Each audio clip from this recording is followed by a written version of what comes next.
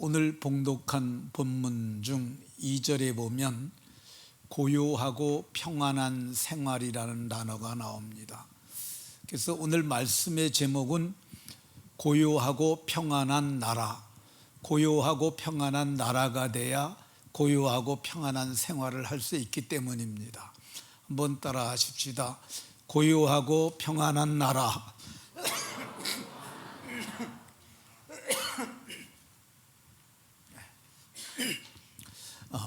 오늘은 그 본문을 강해하기보다는 광복절이라 우리나라의 역사를 좀 이렇게 말하고 오늘 그리스도인이 어떤 가치관을 가져야 하는지 그렇게 좀 말하려고 합니다. 한번 따라 하십시다. 고요하고 평안한 나라. 옆 사람과 서로 눈을 보고 인사하며 이렇게 서로에게 복을 빌어줍니다. 우리의 수고로 고요하고 평안한 나라가 되게 합시다.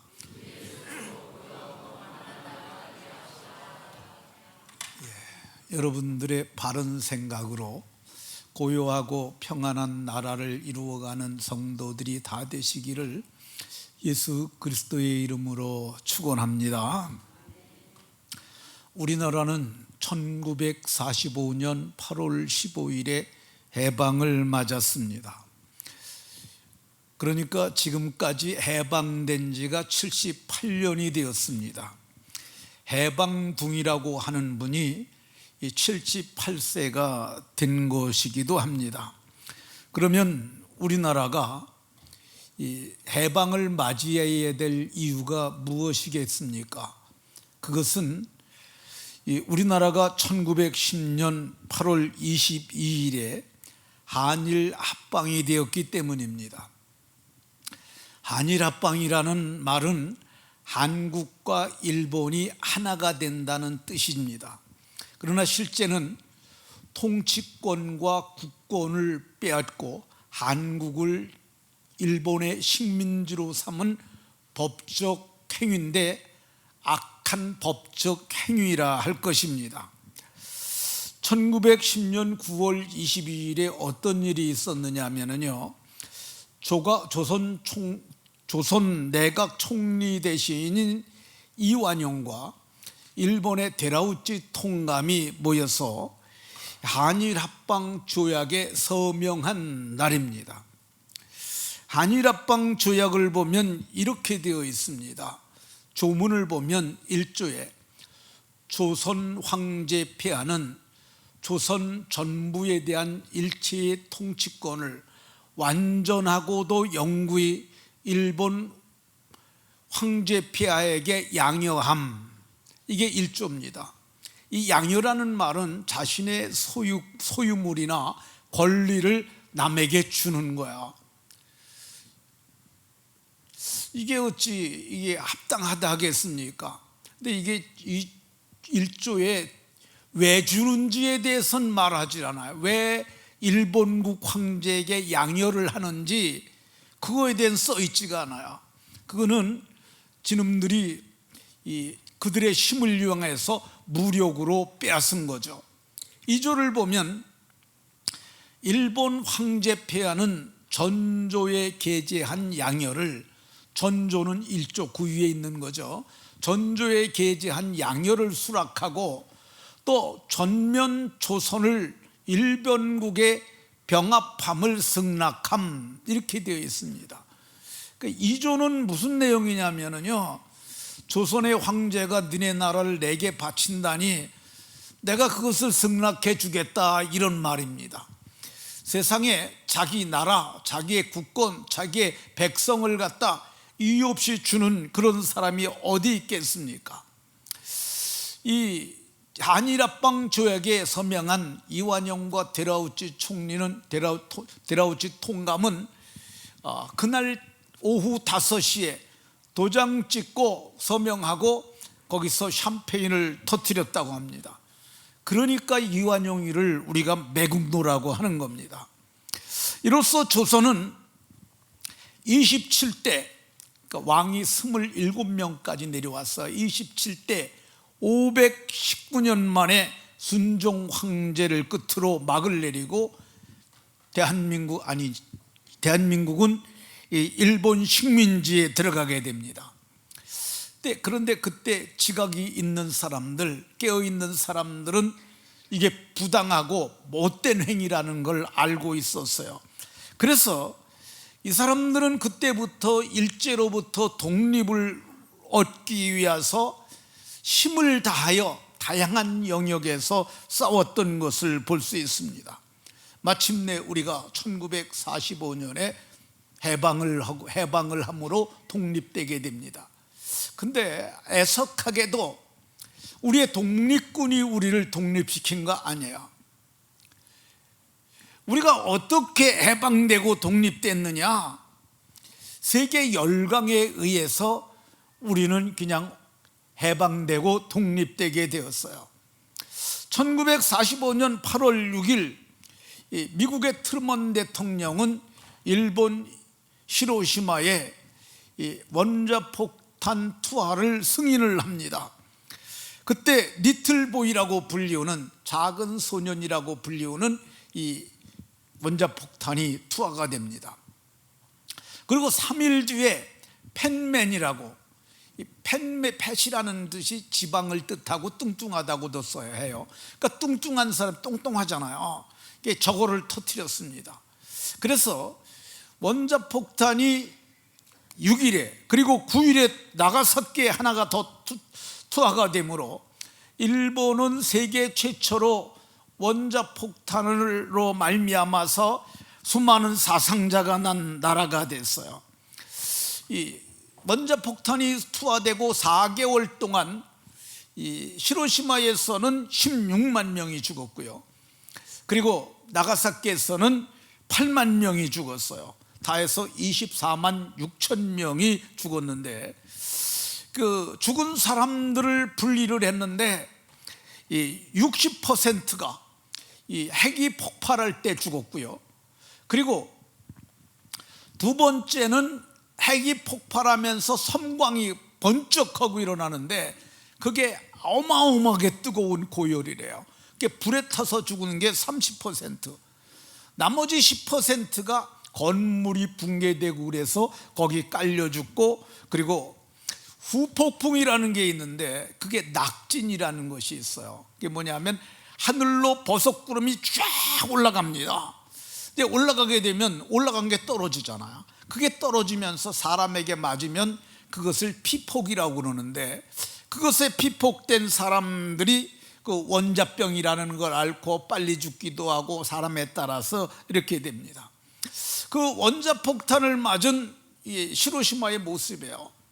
저기가 아주 큰 건물들 중에서 골격만 남아있고 모든 게 다 부서지고 다 불에 타고 말았어요. 히로시마에 이렇게 원폭을 투하한 이유가 뭐냐면 주요 군사시설이 거기에 있었다고 그럽니다. 그래서 히로시마와 나가사키의 원자폭탄을 맞은 일제가 항복을 9월 2일에 하게 되고 우리는 8월 15일에 해방을 맞게 됩니다. 근데 일본이 왜 항복했냐? 그때 당시에 원자폭탄을 가진 나라는 미국 한 나라밖에 없었다고 그래요. 소련도 없고 중국도 없고 그리고 일본도 역시 없었죠. 더 버텼다가는 한 방 더 맞을 것 같으니까 지네들이 이제는 우리가 안 되겠다 그러고 항복을 해서 일본 천황이 공식적으로 항복 선언을 합니다. 그래서 우리나라가 이제 해방을 맞았는데 문제는 이 해방과 더불어서 38도선으로 분단이 됩니다. 그 이유가 뭐냐면 얄타 회담의 결과로 북한에는 소련군이 진주를 하고 남한에는 미군이 준비를 해서 그것을 38도선이라고 그럽니다. 위도를 경계로 해서 위도 38도선을 경계로 해서 토지를 양분해서 가진 거야. 그래서 이렇게 됐는데 저게 어디 있는 거냐면요, 그 포천으로 가는 길에 보게 되면 한탄강을 건너기 전에 휴게소가 있는데 그 휴게소가 38 휴게소라고 있어요. 휴게소 앞에 가보면 거기가 옛날에 38선이었다는 그런 자리가 표시가 있습니다. 근데 휴전이 된 그가 38도 선으로 1945년에 그게 국토가 양분이 되는데 북한의 김일성이 민족 통일을 해야 된다는 그런 생각을 갖게 됩니다. 그래가지고 소련의 스탈린을 찾아가고 중국의 모택동을 찾아가지고 군사 지원을 요청을 해서 마침내 요청이 수락되니까 1950년 6월 25일에 동족상잔의 비극을 일으켰습니다. 이게 우리 학교 다닐 때만 하더라도 그게 도덕책인지 그런 책에 보면 1945년 6월 25일 새벽 4시에 북한군이 소련제 탱크를 앞세우고 남침을 했다, 그런 얘기 많이 있었는데, 어쨌든 이게 3년간 전쟁을 합니다. 그래서 3년간 전쟁을 하고 53년 7월 27일에 정전협정을 합니다. 그러니까 이 정전은 전쟁을 멈춘 거예요. 그래서 정전협정을 하고 휴전선이 생깁니다. 휴전선을 보시면은, 휴전선은 강원도 쪽은 고성 쪽으로 좀 올라가서 우리가 저기까지 올라갔고요, 황해도 쪽은 좀 우리가 밀려서 내려와서 저것이 지금 휴전선이 되어 있습니다. 그러니까 휴전선이 생긴 지 지금 몇 년 됐냐? 70년 됐어요. 그러니까 1953년에 태어난 사람이 지금 70세 된 겁니다. 그러니까 53년에 정전협정했는데 지금 2023년이잖아요. 70년 된 거예요. 분단된 북쪽은 이 변질된 공산주의인 주체 사상으로 사상화가 되어 있어요. 북한 사람들은 우리가 어쩌다 북한 TV 보면 위대하신 수영 김일성 뭐 이렇게 나오잖아요. 그게 사상화가 되어 있는 거예요. 김일성이 아주 위대하신 수령으로 이렇게 해서 3대가 세습 정권을 이루는 것을 볼 수 있습니다.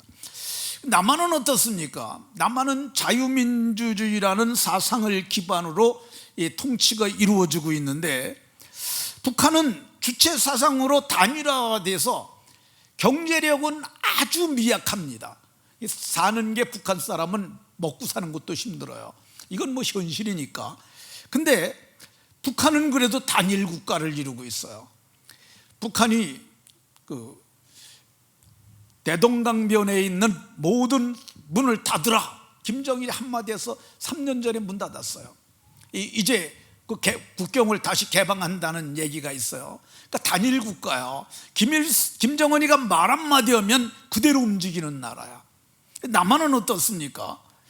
남한은 대통령이 동네 애 이름 불리듯이 불려다닙니다. 참 우리나라 너무한 것 같은 생각이 들어요. 국가의 통치자들에 대해서 조금도 막말하는 것을 서슴지 않습니다. 보수 정권은 문재인 정권에게 그렇게 했고요, 또 문재인 정권은 윤석열 정권에게 지금 똑같이 동일한 짓들을 하고 있어요. 우리나라는 남한이 일부는 친북 세력들이 꽤 많습니다. 근데 그 사람들은 다 사상교육을 받고 북한의 영향을 많이 받은 사람들인데, 그런 사람들은 골수 친북이고, 그거보다 더한 사람들을 종북이라고 그럽니다. 종북은 북한의 지령을 받듯이 북한에서 대남방송한 거 그대로 실천하는 사람들이죠. 그러니까 친북과 종북이 있어요.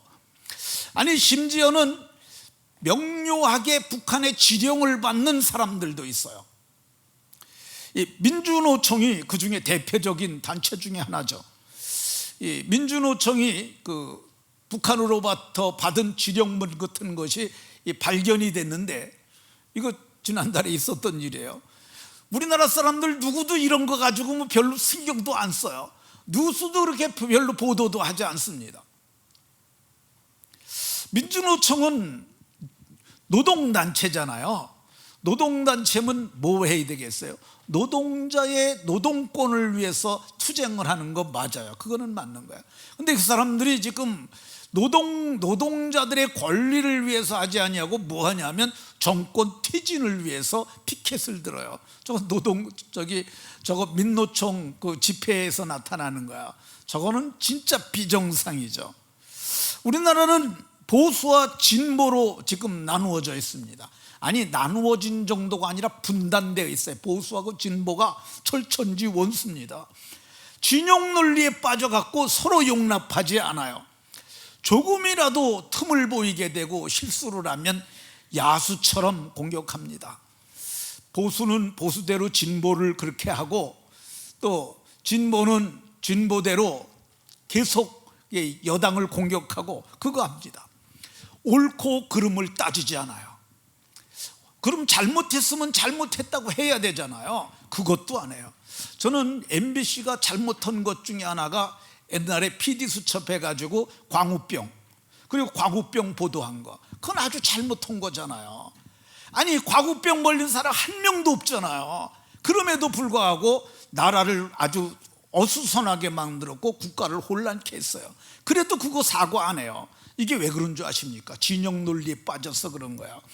그러니까 옳고 그름을 따지지 아니하고 내 편이냐 네 편이냐 이걸 따집니다. 우리나라는 동서로도 이게 나누어져 있어요. 우리 동쪽은 경상도가 있고요, 서쪽에는 전라도가 있어요. 근데 경상도하고 전라도하고 이게 뭐 여기 수도권은 좀 덜합니다만은 그 밑으로 내려가게 되면 아주 양분돼 있어요.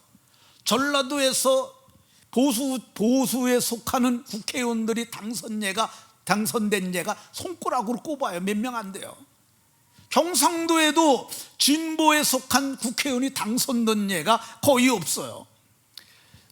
근데 이게 보수 진보가 경상도 전라도 주민만 그런 게 아니라 기독교인들도 거기에 매몰되어 있어요. 그래가지고 전라도 기독교인하고 경상도 기독교인하고 아니 정치적인 문제 가지고 피 터지게 싸워요. 저는 이거 아주 잘못됐다고 생각을 해요.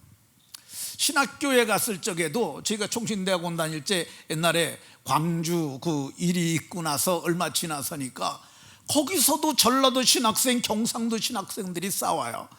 참 안타깝고 참으로 참담한 현실이라고 하지 않을 수 없습니다. 왜 그런 이런 일이 생긴 겁니까? 가치 분별을 못하는 거야. 어떤 게 옳은 건지 어떤 게 그른 건지 그거를 분별하지 못하기 때문에 그렇습니다. 저는 오늘 말씀에 근거해서, 하나님의 말씀을 근거해서 사람이 진영 논리에 빠져 있는 견고한 지인을 파하는 하나님의 능력의 말씀으로 제가 말하려고 합니다. 그러니까 그 말씀을 통해서 잘못된 가치를 가지고 있던 사람들은 좀 고쳤으면 좋겠다 하는 생각이 듭니다.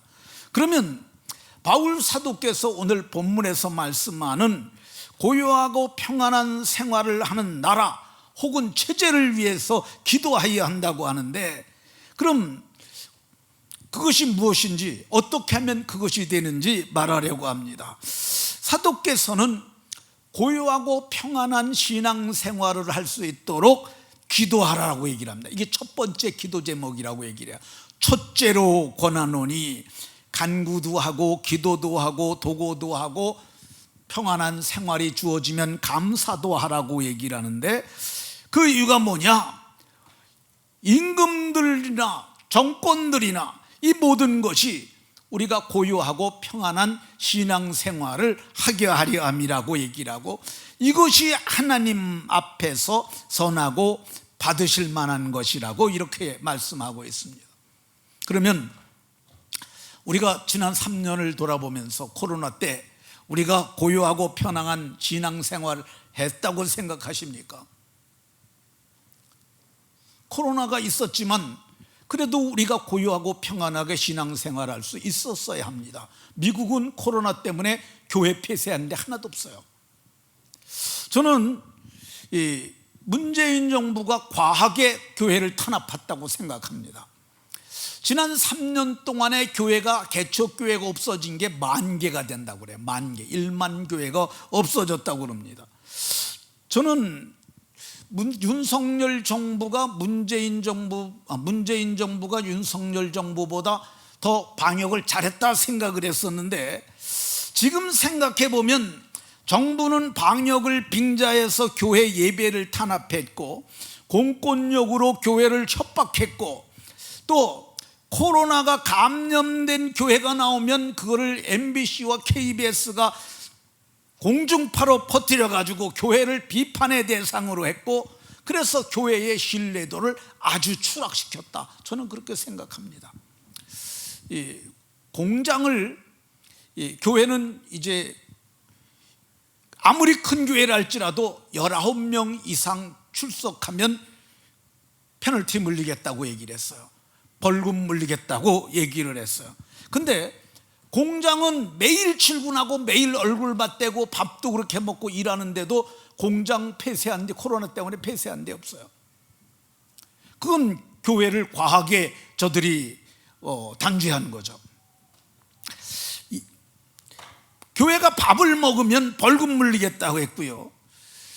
제가 이걸 보면서 지금 생각해 보니까 문재인 정부가 공권력을 너무 남용했구나, 교회를 공권력을 이용해서 박해를 했구나, 그런 생각을 합니다.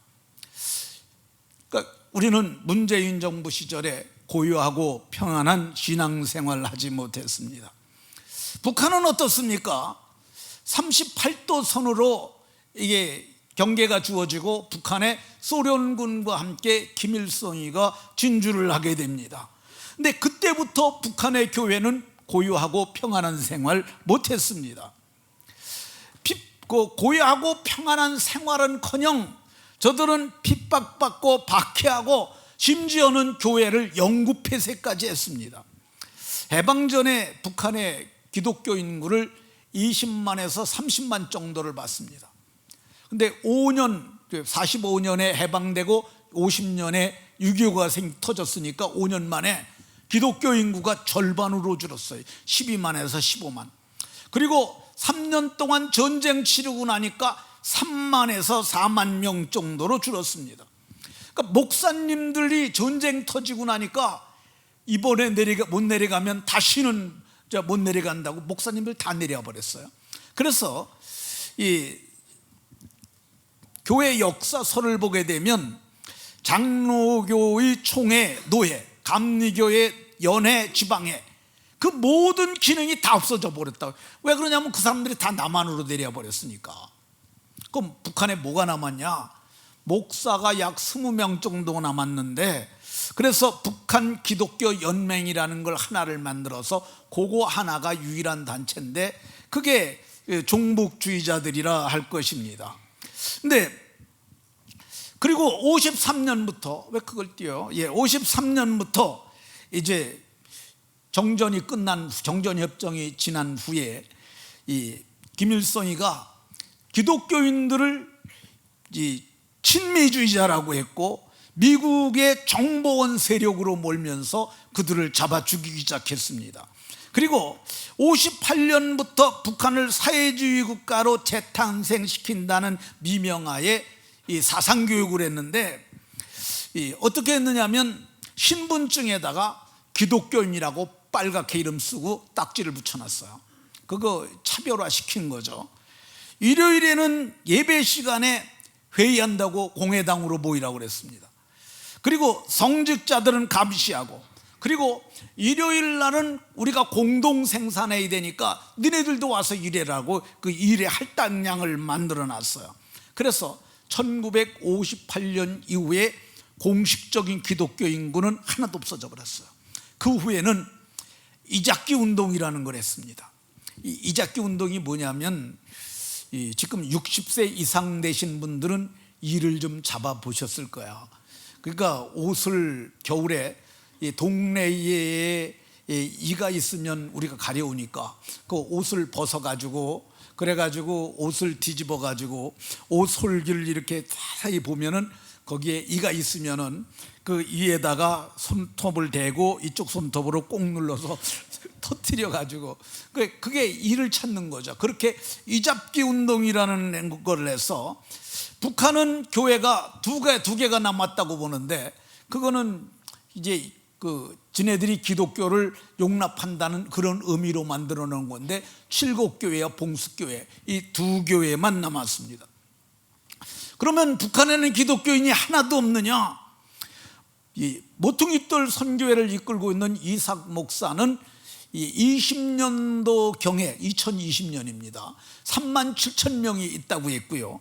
그리고 구금된 시설에 40-50만 명이 구금되어 있는데, 그 중에 10%에서 많게는 50%까지 기독교인이 있을 수도 있다고 그랬습니다.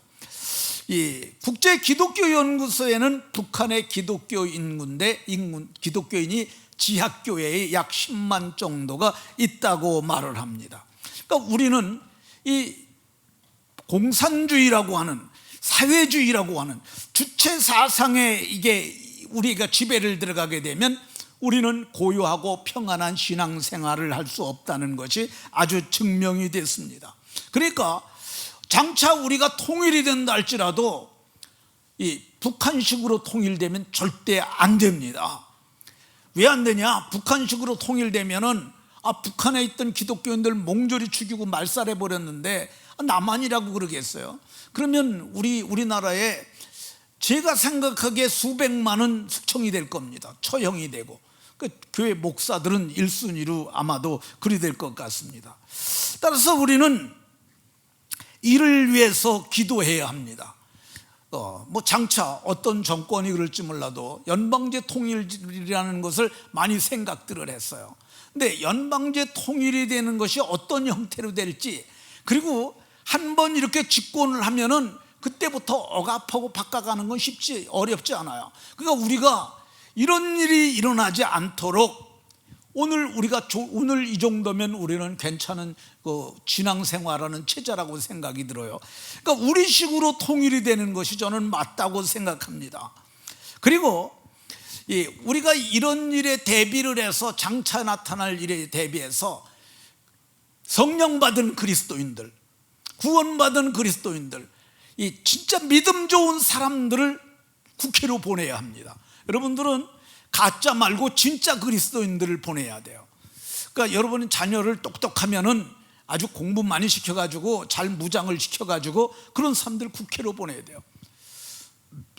제가 이제 TV에서 본 국회의원 중에 조정훈이라는 의원이 있어요.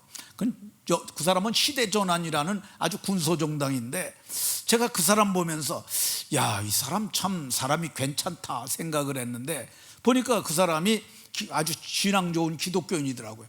이런 사람들을 전 많이 보내야 된다고 생각합니다. 북한식으로 통일이 되면 절대 안 되는 줄로 깨달으시기 바랍니다. 사도께서는 오늘 4절에서 하나님은 모든 사람이 구원을 받으며 진리를 아는데 이르기를 원하신다고 얘기를 하고 있습니다. 구원을 받으려면 누군가 복음을 전해야 돼요. 우리가 토요일에 이 25사단 신병교육대 가서 우리가 진중세례를 하식을 합니다. 이게 저는 복음을 전할 자유가 있는 거라고 생각을 해요. 이렇게 돼야 되는 게 이게 맞는 겁니다. 우리가 이번에 진중세례식 할 때 담임 목사가 제가 가서 구원 얻는 복음 전할 거야. 그러면 그 말씀을 듣고 깨닫고 저들이 구원을 얻거든요. 이것이 복음을 전하는 진정한 자유입니다.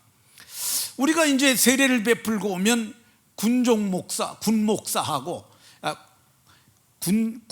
군목이고요. 군목, 군종병 이렇게 됩니다. 그러니까 군목이 이제 저들을 잘 또 양육을 할 것이고요. 군종병들이 또 저들을 가르치게 됩니다. 그래서 저들이 진리를 아는데 이르게 되는 것이죠.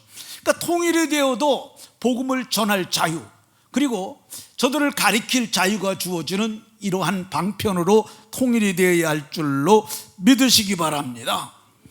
고요하고 평안한 생활을 하려면요, 경제적으로 좀 먹고 살만해야 돼요.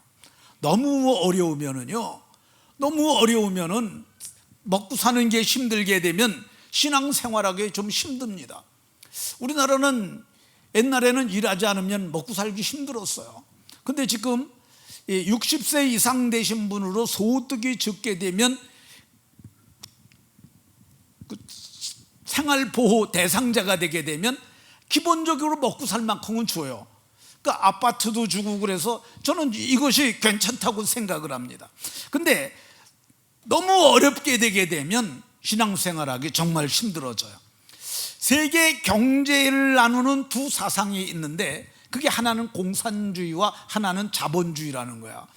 자본주의는 뭘 갖다 자본주의라고 그러냐, 좀 어려운 말로 쓰여졌는데 생산수단을 가진 자본가가, 이 말이 뭐냐면 돈 있는 사람이, 그런 뜻이에요.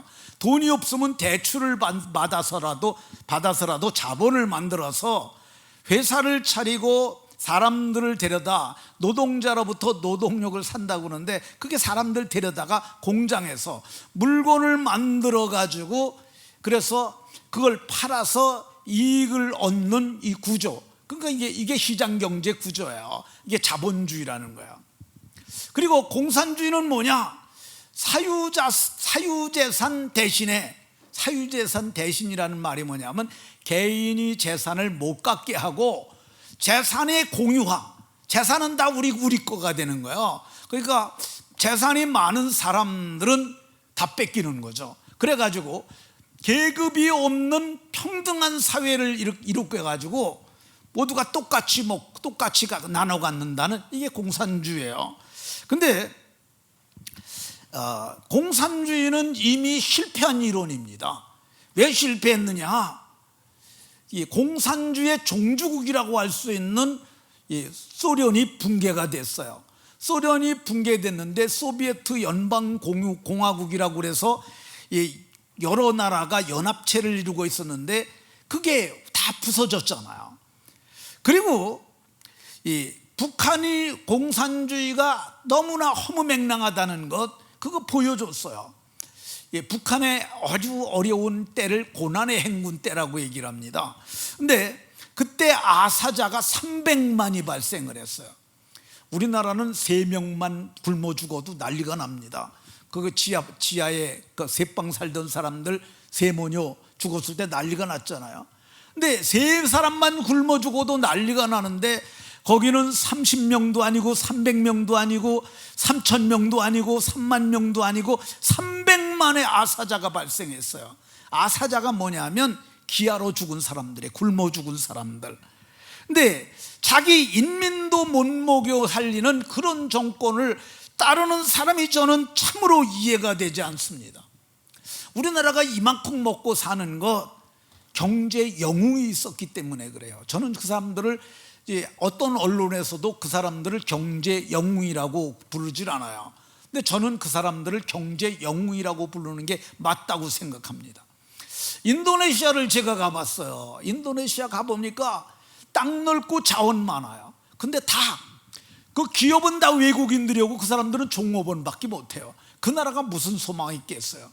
근데 우리나라는 그 정주영, 김우중, 그 삼성의 이병철, 그 1세대 우리나라 기업인들이잖아요. 그 사람들이 시장 경제를 통해서 기업을 일으켰어요. 그래서 오늘날 우리가 이만큼 먹고 살 수 있는 이런 나라가 됐어요. 그래서 좌파도 따지지 말고 좌파에 있는 사람들이나 우파에 있는 사람들이나 백성을 먹여 살리는 경제체제가 돼야만 그것이 고유하고 평안하게 신앙생활을 할 수 있는 나라가 된다는 겁니다. 이거를 깨달으셔야 돼요. 그래서 좌파가 먹여 살릴 만한가 보세요. 북한이 좌파의 모델이잖아요. 다 굶어 죽이고 지금도 그렇게 가난하게 사는데 그걸 뭘 그렇게 쫓아갑니까? 저는 지난달에, 한 달도 안 됐어요, 이 야당의 대표가 추가 경정 예산을 편성해 가지고 전 국민에게 돈을 나눠주자, 이런 발언을 했어요. 누군지 아시죠? 저 사람이 그런 얘기했어. 저거 7월 24일 날 한 말이에요. 얼마 안 됐어요. 근데 그게 추가 경정 예산을 편성해서 전 국민에게 나눠주자. 코로나 때 이거 좀 받아봤습니다. 근데 여러분, 받을 때 많이 좋았습니까? 조금 좋았습니까? 저는 받을 때 기분 나빴어요. 진짜요. 그래서 저는 그걸 갖다가 여러분에게 얘기를 했어요. 우리가 먹고 살만한데 이걸 왜 받습니까? 그래갖고 이거 헌금을 해자고 1,000만 원 모아가지고 우리가 어려운 분들 다 나눠드렸어요. 저는 이거 받을 때 북한에서 배급하는 것 같은 느낌이 들었어요. 이렇게 한 번 나눠주는데 돈이 얼마 들어가냐? 35조 들어간다고 그럽니다. 추가 경정 예산 편성하자는 게 35조예요. 근데 우리나라가 지금 채무가 1,000조예요. 조르다 1조가 억이 10,000개인데 1,000조니까 1,000,000개인가 억이? 그러니까 1,000,000 명이 1억씩 갚아야 되는 뭐 그 정도 돈이라고 보면 될 것 같습니다. 근데 지난 문재인 정부가 채무를 얼마를 늘렸냐면 400조를 늘렸다고 그래요. 그거 왜 늘렸냐? 선심성으로 나눠주다가 자기네들이 집권했으니까 자기네들이 추가 경정 예산 편성에 나눠주니까 그러니까 사람들이 좋다고 하지 않았겠어요? 근데 이거 빚지면은 누가 갚아야 합니까? 빚 안 갚아도 됩니까? 빚은요, 쉬는 날에도 이자가 늘어요. 빚은 아주 끈질기게 쫓아옵니다. 그래서 이거 안 갚잖아요. 빚 안 갚으면은 뭐냐면은 이제 압류가 들어와요. 압류 들어오고 그래도 안 갚게 되면 경매 신청하고 경매해갖고 그 빚잔치하고 파산하게 마련이죠. 그러니까 이거 우리가 안 갚으면 누가 갚아야 되느냐? 우리는 이제 얼마 있으면 죽으니까, 저 같은 경우도 얼마 있으면 죽으니까 지나간 세대니까. 근데 다음 세대들이 갚는 거죠. 니네들이 갚아야 돼. 하민이 네가 갚아야 돼. 우리 교회도 채무가 있습니다. 뭐 여러분들은 잘 못 느끼겠지만은 지금 마음의 부담감을 늘 갖고 있어요. 지난 주간에 우리가 1억을 채무를 갚았어요. 제 생각은 뭐냐면 은퇴하기 전에 채무를 좀 줄여서라도 가볍게 짐을 해줬으면 좋겠다, 그런 생각을 가지고 있어요. 근데 북한식으로 통일되면은 북한의 김정은이니까 이 나라 끌고 갈 수 있을 것 같으십니까? 절대 못 끌고 갑니다. 시장 경제를 이해하지도 못할 뿐만 아니라 저걸 북한식으로 우리나라의 재산을, 회사를 다 공유해버리게 되면은요, 3년 안에 경제 파탄 나고 3년도 안 걸릴 거야. 아주 망해버리고 맙니다. 그러니까 우리는 통일이 된다 할지라도 장차 우리가 이거를 계속 고수해야 되는 게 자유민주주의 시장 경제를 절대 이걸 포기하면 안 됩니다. 그렇게 깨달으시기 바랍니다. 마지막으로 하나만 더 얘기하고 말씀 마치도록 하겠습니다. 우리가 고요하고 평안한 생활을 하려게 되면은 우리가 힘이 있어야 하는 거야. 이 바울 사도께서 복음을 1세기에 아주 세계를 다 다니면서 전했어요. 그 이유 중에 하나가 뭐냐? 그게 그 시대를 일컬어서 팍스 로마라라고 이렇게 부릅니다. 그러니까 1세기 말에, 주전 1세기 말에 아우구스투스라고 하는 뛰어난 사람이 나타나가지고 그 나라를 다 평정을 합니다. 그리고 나라를 갖다 이게 내란을 수습하고 그로부터 200년 동안 전쟁 없고 평화로운 나라를 만들어놔요. 그때 복음이 퍼져나간 거죠. 근데 지금 지도를 한번 보시겠습니다. 지도를 보시면은 지금 저 보랏빛이 다 로마가 1세기에 통치했던 땅이에요. 저 땅의 이쪽 끝에서 저쪽 끝까지가 5,000km 정도 됩니다. 그러니까 우리나라의 부산까지의 10배 정도 되는 거죠. 그러니까 대제국을 이뤘는데 이때 힘이 있고 좋은 체제가 있으니까 평화가 유지할 수 있었던 거야. 6.25 전쟁이 일어나기 전에 우리가 북한보다 우월한 군사력을 갖고 있었다면 북한이 쳐들어왔겠어요? 김일성이 절대 못 내려오죠. 김일성이가 남침할 수 있었던 이유 중에 하나는 김일성이는 남한을 만만하게 봤어요. 그래서 그 김일성이가 스탈린 찾아가서 3개월이면 내가 반드시 통일할 수 있겠다고 3개월 약정하고 한 거예요. 그래서 소련제 탱크를 앞세우고 내려왔는데 사흘 만에 서울에 진입했고요. 그리고 39일 만에 남한의 전역을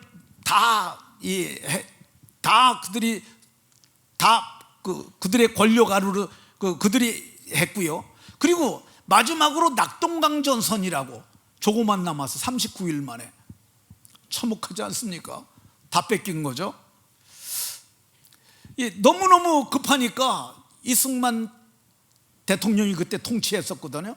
근데 그때 이승만은 국제적인 감각이 있는 사람이에요. 그래가지고 유엔 안전보장 이사회에 이 사실을 알리고 우리를 도와달라고 그래가지고 16개국이 그때 참전을 하게 되고, 그리고 군사를 보낸 나라가 16나라, 그리고 의료 장비를 보내거나 의료 인력을 보낸 사람들이 그 사람들이 4개 나라. 그래서 20개국이 우리나라를 와서 돕습니다. 그리고 우리나라가 북한에게 완전히 공산화가 되지 않았던 이유 중에 하나는 더글러스 맥아더 장군 때문이죠. 이 맥아더 장군하고 이승만 전 대통령하고는 아주 미국에 있을 때부터도 잘 아는 사이였다고 그럽니다. 얘기를 하면 길어져서 그냥 간단하게 여기서 마치는데요. 그러니까 어느 정도 사이였느냐면, 해방이 됐다는 얘기를 들었는데 이승만 전 대통령이 귀국을 하려는데 비행기편이 없는 거야.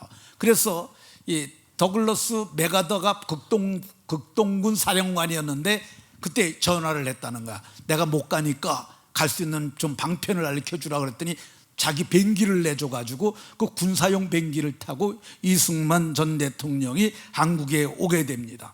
근데 그때 아주 긴밀한 관계였는데, 특별히 이 맥아더 장군하고 좋은 사이였는데, 그래서 더 많은 요청을 했겠죠. 어쨌든 9월 28일에, 그러니까 저들이 8월 8일에 그 밑에까지 내려갔었는데 9월 28일에 서울을 함락합니다. 그리고 군대를 밀고 평안북도 강계시까지 올라갑니다. 근데 거기가 이제 이게 조까지 올라 조금만 더 오면 북한을 완전히 북진 통일을 할 판이었는데, 그러니까 강계시에 김정은이 임시 그 수도가 있었는데 그것까지 함락을 시킵니다. 근데 너무 급하니까 바로 넘어간 거죠. 중국으로 넘어가지고 우리 망하게 생겼다고 좀 도와주라고. 그래서 모택동이가 군대를 내보내는데 몇 명을 보냈냐면 240만 명을 보내요. 어마어마하게 보내죠. 그래서 이걸 인해전술이라고 그럽니다. 그러니까 일사후퇴, 그게 일사후퇴라고 얘기를 하는데 240만 명이 몰고 내려와 가지고, 그래서 우리가 일사후퇴를 하게 되고 다시 밀리기 시작했는데, 어쨌든 이 일사후퇴를 이후로 소강 상태에 있다가 정전을 하게 됩니다. 북한은 전쟁 시작부터 지금까지도 북한은 소련과 러시아의 지원을 받고 있습니다. 반면에 우리는 6.25 전쟁 이후로 미국과 지원을 주고받고 있습니다. 어떤 분들은 이런 말하는 사람들이 있어요.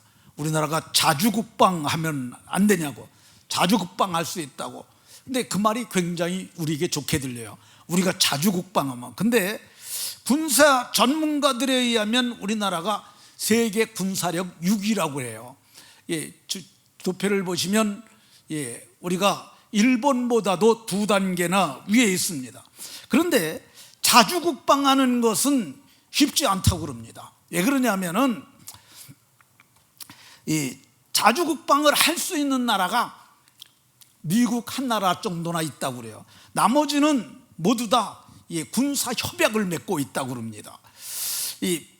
북한이 우리나라하고는 군사력으로 안 되는데 우리는 6위고 북한은 34위예요. 근데 북한은 재래식 무기밖에 없어요. 그러니까 북한이 안 되니까 그들이 개발한 게 그게 핵무기입니다. 그러니까 일반 무기 가지고 하면은 우리한테 게임이 안 되니까, 그래서 그들이 그걸 핵무기를 개발했는데, 그래서 그걸 비대칭 무기라고 그래요. 대칭이 안 돼요. 그러니까 핵무기만 있게 되면은 그거 한 방이면은 뭐 군사 수십만보다도 더 센 효력을 발휘할 수 있으니까. 그래서 그 사람들은 지금도 핵탄두를 한 5, 60개 가지고 있다고 그럽니다. 그러니까 핵탄두는 뭐냐면 미사일 앞대가리를 핵탄두를 끼면 그게 핵폭탄이 되는 거고, 거기다가 뭘 끼느냐에 따라 달라지는데, 그래서 그 사람들은 핵폭탄을 실어 날리는 걸 그걸 미사일이라고 그러는데, 미사일을 연일 만들어 가지고 그걸 시험하고 있어요. 문재인 정부가 북한을 비핵화를 하겠다고 했습니까?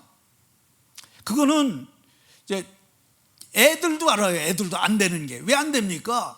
할아버지도 했고 아버지가 하고 지구가 했는데 그걸 3대인 걸 갖다 문재인 정부가 하지 말란다고 그걸 안 하겠어요? 절대 그 사람들은 핵을 포기하지 않습니다.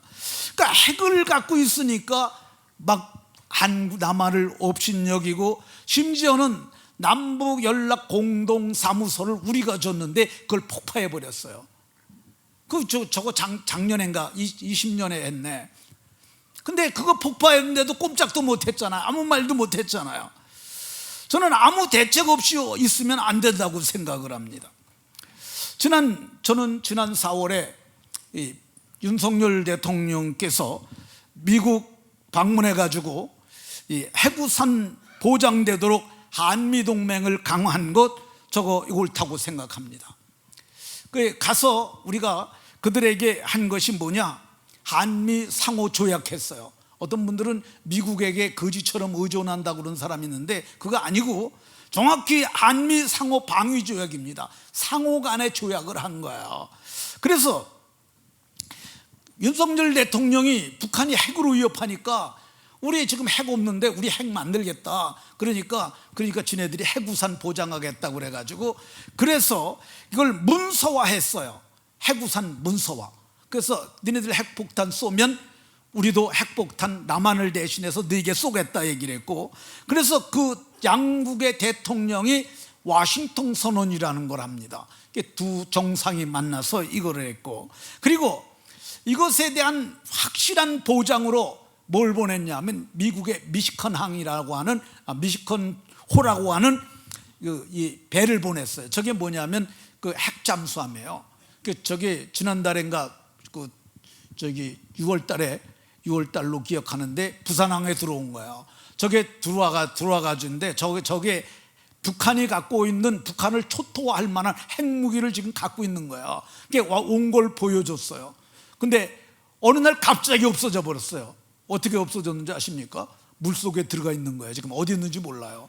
40일 동안 들어가 있다고 그러니까 그게 어디가 있는지 모르니까 북한이 이제는 남한에 지금 옛날엔 비대칭이라서 거기서 큰 소리 치면 우리가 꼼짝도 못했는데 우리가 핵무기 만든다고 그러니까 이 사람들이 핵을 잠수함을 보내줬으니까 이제 대칭이 된 거예요. 그래서 우리가 힘으로 해도 일반 군사전략으로 하면 저들이 우리한테 게임도 안 되지만은 핵무기로 하더라도 북한제 그거 어설프게 만든 핵폭탄 정도가 아니라 미국의 고성능 핵폭탄이 내장된 게 미시건호 함이 거기 와 있으니까 저들이 꼼짝 못하는 거죠. 근데 우리도 장기적으로는 핵무기를 저는 보유해야 된다고 생각을 해요. 이건 저뿐만 아니라 대다수의 많은 사람들이 여기에 공감을 합니다. 이 서울대 원자핵공학 명예교수인 서균열 박사에 의하면은, 서균열 박사가 뭐라고 그러냐면 우리는 핵융합 기술을 세계에서 아주 거의 탑으로 들어갈 정도로 그런 기술을 갖고 있다는 거예요. 그러니까 여러분들 영상 보세요. 저거 제가 얘기하는 게 거짓말이 아니라 유튜브에 나와 있는 얘기예요. 저분이 뭐라고 그러냐면 우리나라 핵폭탄은 저급한 기술이라고 그래요. 저급한 기술. 6개월이면 우리 핵폭탄 만들 수 있다는 거야. 그래서 이 핵폭탄 한국이 6개월이면 만들 수 있는데 우리도 장구적으로는 가져야 된다고 생각합니다. 근데 이거 되면은 그러니까 우리가 힘이 있으니까 우리가 평안하고 고요한 신앙생활을 할 수 있습니다. 말씀을 정리하도록 하겠습니다. 우리나라는 5,000년 역사라고 그러는데 934회의 외침을 받았어요. 4, 5년에 한 번꼴씩 우리나라가 침략을 받은 거야. 근데 지금 우리가 5,000년여 만에 지금 뭘 누리고 있느냐? 평화와 번영을 누리고 있어요. 더욱이 우리는 예수 그리스도의 복음을 통해서 영생 얻는 은혜를 입었어요. 그러니까 우리가 이것을 귀하게 여겨야 합니다. 그러니까 그래서 이걸 지켜야 하고요, 이거를 우리 자손들에게 물려줘야 해요. 진영 논리에 빠져가지고 좌파하지 마세요. 우파도 하지 마세요. 뭐 해야 되느냐? 예수파 하세요. 예수파. 그래서 예수파 해가지고 어떤 진영에도 쓰지 말고 예수님에게 서가지고 종교의 자유가 보장되는, 그리고 다 떼주세요. 네. 그리고 복음 전파의 자유가 보장되는, 그리고 자유민주주의 시장경제가 보장되는, 그리고 우리가 한미 상호 방위 조약을 통해서 안전하고 건강한 나라를 만들어가는 저와 여러분들이 다 되시기를 예수 그리스도의 이름으로 축원합니다.